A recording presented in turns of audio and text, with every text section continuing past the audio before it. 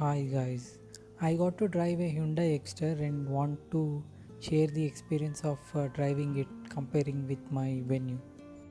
I feel the steering of Exter has a better grip and sits well in the hands, which gives better confidence while steering.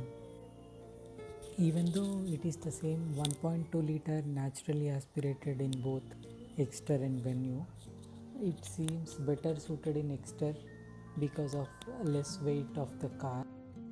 Instead of being a three-cylinder engine in Exter, I do not feel noticeable difference in NVH levels. This variant of Exter has a cruise control, which is giving some relief to my foot to hold at some particular speed on highways. Even though they are the same 15-inch wheels in both Exter and venue, this undulations and speed breakers are badly noticeable in Exter, whereas the same ones are barely noticeable in the venue. In venue, it is 195 width of the tire. The Exter has 175.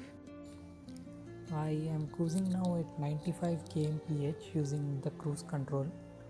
The RPM is lower than 3, whereas in venue, if I cross 80 kmph, the RPM would touch 3.